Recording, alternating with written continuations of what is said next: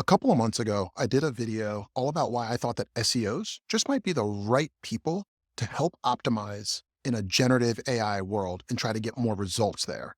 But I'm starting to see some things that are making me question that. I know that's a pretty bold statement. So let me walk you through what I'm seeing that makes me wonder whether or not SEO people are going to be the right people to help clients show up in generative AI. Okay, so here I am on the Nudie Jeans website.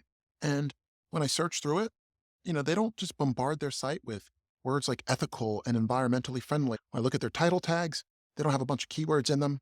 And I went to SEMrush and I looked at all their blog pages and I just looked at the URLs and like the word environmentally friendly isn't in any of them. All right, let's go over to the SERP. So here you can see I search for the word ethical jeans.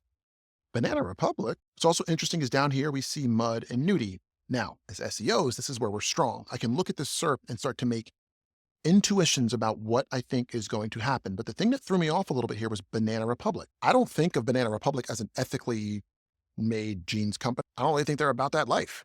So I see their little ethically made jeans title here. Interesting. And then I look at their title tag, matches it perfectly. Then I get to the bottom of the page and you go, oh, this is SEO stuff, right? So this is the stuff that we research and get excited about figuring out is how do I put the right related categories in so I can get the right indexing, right? In a generative AI world, I don't think that those skills are going to help you at all. Now let's remember, Nudie had a regular page. None of that stuff was overbearing. So then I looked for a couple of other words. Sustainable jeans, looked at the results, keep Vogue in mind for later. I don't see Nudie again. Then I did environmentally friendly jeans. I've gone through a bunch of SERPs and Nudie's nowhere to be found.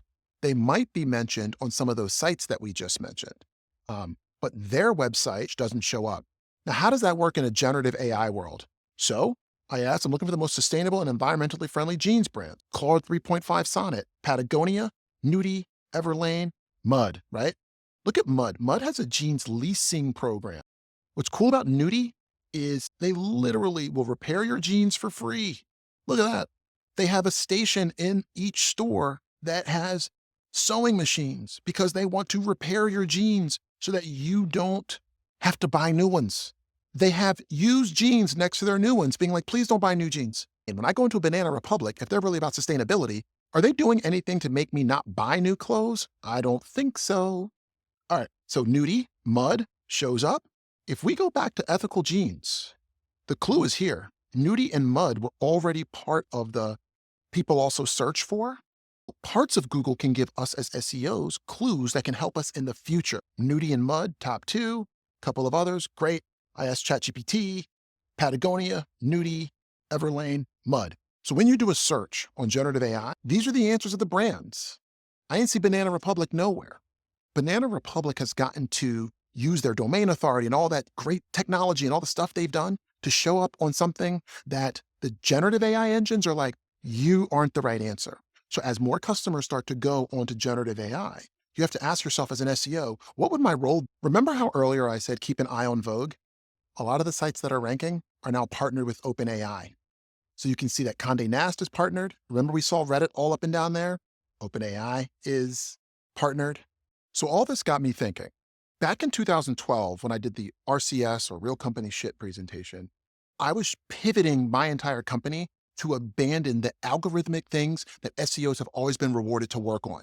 I said, we still have to be able to rank in these search engines, but I want my company to be one that can also sit in the room with brand, PR, and product people in a way that they're respected. I think that if customers start moving more of their searches from Google to generative AI, very few SEOs have actually decided to spend as much time on understanding updates, algorithm updates, Google leaks, as they have understanding why people choose to buy stuff and how advertising works and how PR works. Remember, we were the people that would look at press releases as something to put a bunch of words in and get internal links to.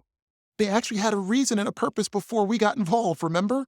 It was to tell people about what our company was doing and what we stood for.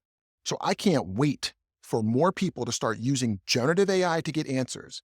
Because 12 years ago, I started pivoting my company in a way that I wanted to build the SEOs who'd be able to manage both. And I think that the timing is perfect.